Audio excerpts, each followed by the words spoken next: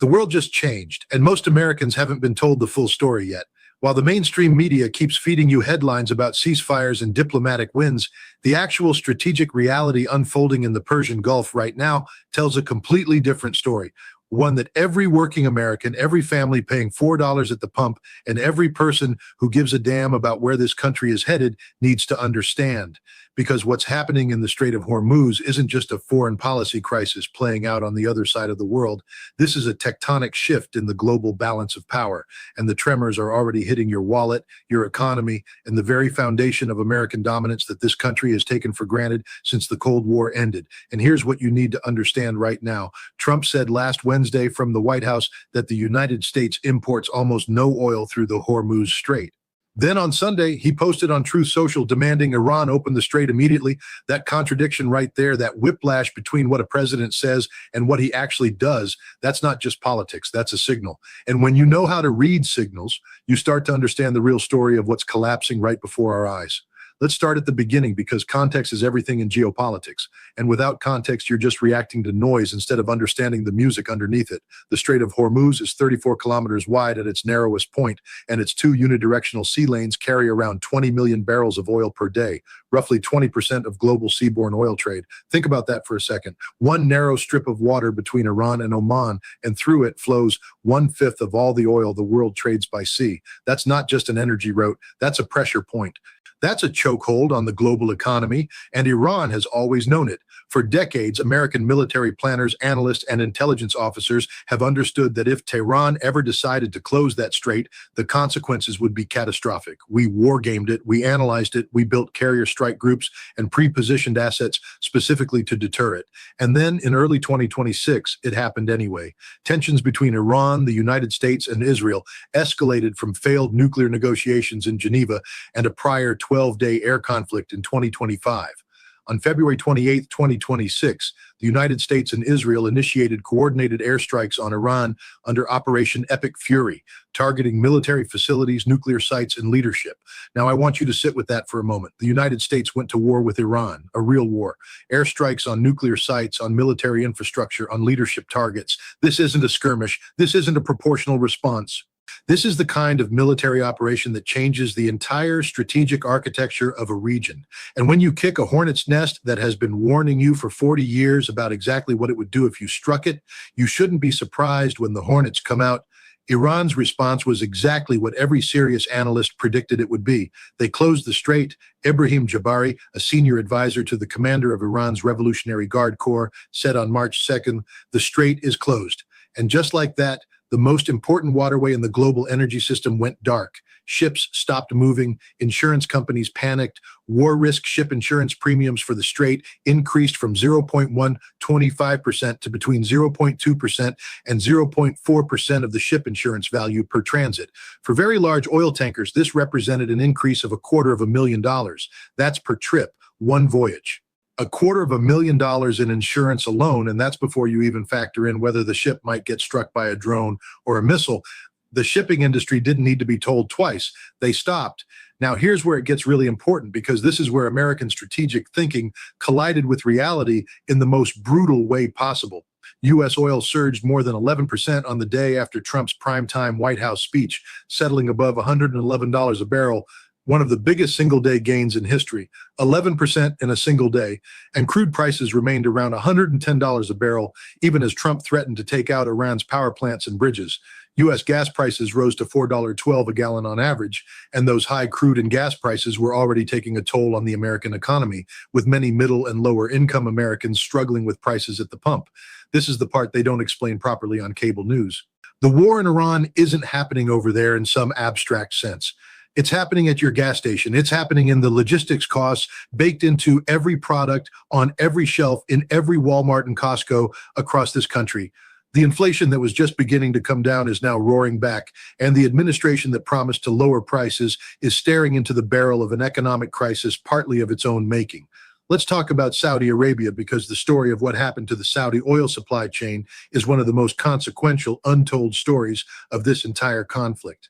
Saudi Arabia had prepared and planned for the worst-case scenario for decades, and within hours of the first U.S. and Israeli strikes on Iran and the effective closure of the Strait of Hormuz, Riyadh rolled out a contingency plan that had waited 45 years to come to fruition, centered on a 1,200-kilometer pipeline built in the 1980s to move crude from the eastern province to the Red Sea port of Yanbu.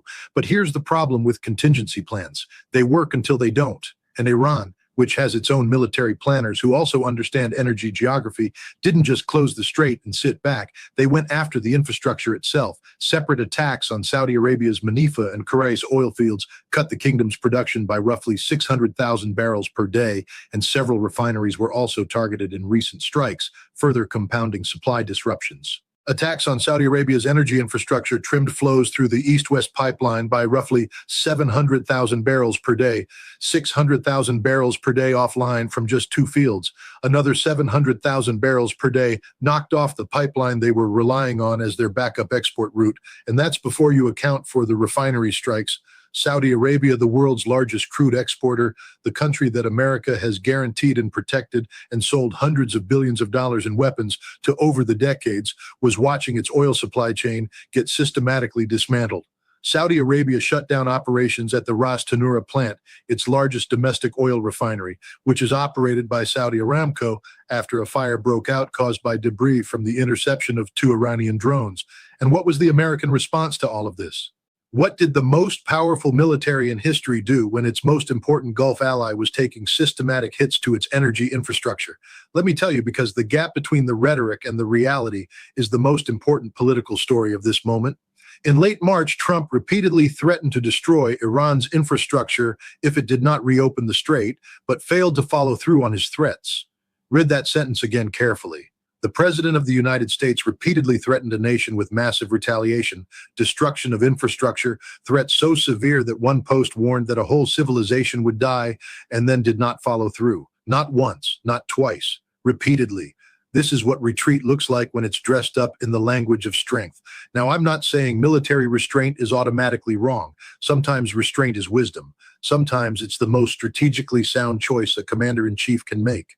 But there's a fundamental difference between deliberate, principled restraint and being deterred by consequences you didn't fully think through before pulling the trigger in the first place. What we're witnessing here looks far more like the latter, because when a president draws a line and then watches that line get crossed while his warnings go unheeded, the entire world is taking notes. China is taking notes. Russia is taking notes. North Korea is taking notes. And Iran is taking notes. Trump has spoken out of both sides of his mouth on the strait since the start of the war, pledging naval escorts for oil tankers, guaranteeing insurance for ships that lost coverage from maritime insurers, then saying oil tankers should display courage and navigate the waterway on their own, and telling countries that rely on Middle Eastern oil to help reopen the strait themselves with posts saying, "Go get your own oil." This isn't strategic ambiguity. Strategic ambiguity is a deliberate tool designed to keep adversaries uncertain about your intentions. What we're seeing instead is actual uncertainty about strategy, a day-by-day recalibration driven not by a coherent plan, but by the pressure of economic consequences the administration didn't fully anticipate when it launched Operation Epic Fury. And then came the ceasefire. Less than 2 hours before his deadline, Trump announced that he would suspend the planned attacks for 2 weeks, subject to Iran agreeing to the complete, immediate, and safe opening of the Strait of Hormuz. He had threatened massive U.S. attacks on civilian infrastructure and brushed off concerns about possible war crimes, warning that a whole civilization would die that night unless Iran agreed to a deal before his deadline. Let's be honest about what happened here. An American president threatened to destroy Iranian civilization, set a deadline, and then before that deadline passed, blinked. The ceasefire was framed as a victory. The White House press secretary said that the powerful American military got Iran to agree to reopening the strait. But look at what actually happened on the water in the days after that announcement. U.S. officials said the strait was open. Defense Secretary Pete Hegseth said the strait is open. But marine traffic data showed that overall traffic along the vital oil shipping route had not picked up beyond the slow trickle it had experienced throughout the war. 2 ships, a bulk carrier and another dry cargo vessel, had passed through, but these weren't oil tankers. Between 100 and 120 commercial vessels, mostly tankers, had passed through every single day before the war. After the supposedly victorious ceasefire agreement, the count remained essentially zero in terms of real oil flow. The chief executive of the UAE's state oil firm confirmed the waterway remained largely shut to shipping, and Goldman Sachs analysts said buyers may need to rely on stockpiles and alternative supply for at least another month, even as higher fuel prices begin to weigh on demand. In the midst of all this, Trump floated the idea of a joint venture with Iran, in which the U.S. and Iran would charge tolls together for ships transiting the Strait of Hormuz, calling it a beautiful thing. Pause and absorb what that means. The United States launched a war ostensibly to stop Iran from threatening the world's oil supply. And now, weeks into that war, the American president is floating a business partnership with Iran to jointly control that same waterway. The strategic logic has not just shifted, it has inverted entirely, and the maritime industry hasn't been reassured by any of it. Industry professionals describe the situation as extremely chaotic, with no known or established way to transit the strait and no clear way to even contact Iranian authorities about how to do it. What this moment reveals about American power is something that analysts and historians will be writing about for decades. The United States, the country that built its post-World War II dominance on the twin pillars of military supremacy and control of global energy arteries, just fought a war it initiated against a nation it knew could close the world's most important oil choke point, and is now negotiating the terms of that choke point's reopening rather than dictating them. That's the strategic reality underneath all the Truth Social posts and primetime addresses. Iran holds the cards in the strait, and American exit from the war may not reopen the crucial waterway to oil tanker traffic. The global community has been watching all of this with extraordinary attention. The UN Security Council adopted Resolution 2817, calling on Iran to immediately refrain from actions aimed at closing or obstructing navigation through the strait, and dozens of countries attended a virtual meeting on reopening the waterway. But resolutions don't move oil. Ships move oil, and ships aren't moving because the maritime insurance industry, which is run by hard-nosed actuaries who don't care about political speeches, has priced the risk of transiting the strait as prohibitively dangerous regardless of what any ceasefire agreement says on paper. On March 19th, the U.S. military began a campaign to reopen the strait. By early April, a temporary ceasefire was agreed that was supposed to involve the reopening of the strait, but by the following day, the Strait of Hormuz remained effectively closed, with Iran limiting the number of ships that can cross and charging tolls of over $1 million per ship, $1 million per transit.